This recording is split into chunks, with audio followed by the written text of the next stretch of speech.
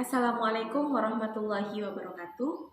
Perkenalkan, saya Ranti Morni Putri, guru kelas 4 SDIT Kurotayun Walintau. SDIT Kurotayun Walintau adalah sekolah penggerak angkatan pertama. Sebagai sekolah penggerak, SDIT Kurotayun Walintau sudah memakai kurikulum merdeka serta menerapkan pembelajaran berdiferensiasi.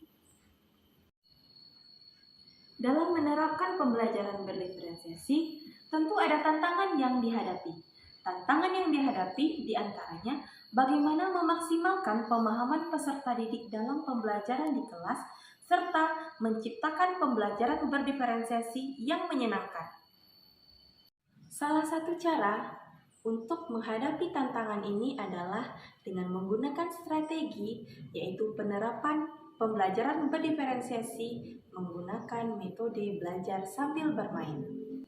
Metode ini diharapkan mampu mendongkrak pemahaman siswa dalam proses pembelajaran berdiferensiasi agar pemahaman siswa semakin maksimal dan meningkat sehingga tujuan pembelajaran pun tercapai. Berikut adalah salah satu contoh penerapan pembelajaran berdiferensiasi dengan metode belajar sambil bermain di kelas 4 SDIT Kurotayun Walintau. Oke, bismillahirrahmanirrahim. Assalamualaikum warahmatullahi wabarakatuh.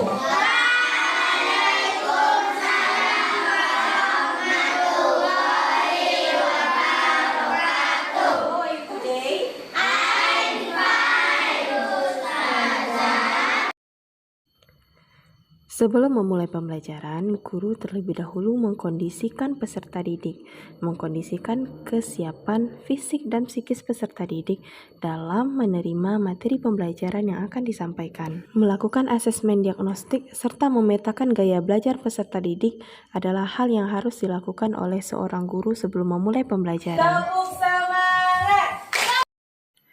Bagi siswa di jenjang sekolah dasar, ice breaking adalah hal yang sangat penting bagi mereka untuk membangkitkan semangat mereka dalam proses pembelajaran.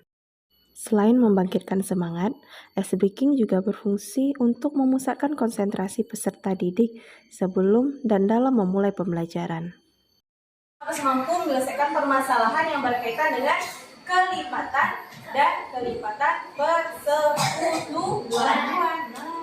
Sebelum itu, saya mau bertanya, kalau 2 ditambah 2, jadi berapa nih? 4 ditambah 2. Pemberian apersepsi sebagai pertanyaan pemantik kepada siswa juga bertujuan untuk menggali pengetahuan siswa mengenai pembelajaran yang akan diajarkan. Pada saat kegiatan ini, kita mempersilahkan kepada peserta didik untuk memberikan pendapat dan pemahaman mereka mengenai pertanyaan atau pernyataan yang kita lontarkan pada kegiatan apersepsi. Sebelum masuk pada materi, guru meminta peserta didik untuk mengemukakan pendapat mereka mengenai pembelajaran hari itu, karena pada pertemuan sebelumnya peserta didik sudah ditugaskan untuk membaca materi yang akan diajarkan pada pertemuan berikutnya. Kegiatan selanjutnya adalah peserta didik menyaksikan video yang telah ditampilkan oleh guru di depan kelas. Video pembelajaran dipilih karena ini memenuhi ketiga gaya belajar yang ada di SDIT Kurotayun Walintau khususnya di kelas 4, yang mana dapat memenuhi tipe gaya belajar visual, auditori, serta kinestetik. Sebelum menyaksikan video pembelajaran tadi, peserta didik sudah dibagi menjadi 2 kelompok, yaitu kelompok A dan kelompok B.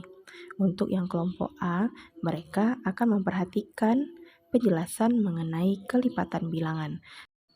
Sementara kelompok B ditugaskan untuk memahami mengenai kelipatan persekutuan. Selanjutnya, setelah peserta didik mengamati video yang disajikan, peserta didik dibagikan masing-masing LKPD yang sesuai dengan kelompoknya, yaitu kelompok A mengerjakan LKPD yang berhubungan dengan kelipatan bilangan, sementara kelompok B mengerjakan LKPD yang berhubungan dengan kelipatan persekutuan bilangan.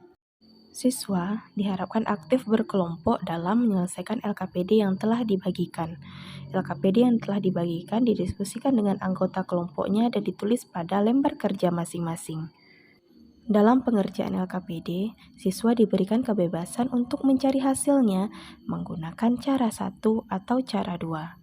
Dan guru juga berperan sebagai fasilitator dalam memperhatikan siswa dan kelompoknya yang kesulitan dalam mengerjakan LKPD yang telah diberikan. Setelah LKPD selesai dikerjakan, peserta didik diminta ke depan kelas untuk mempresentasikan hasil diskusi kelompoknya mengenai LKPD kelompok masing-masing.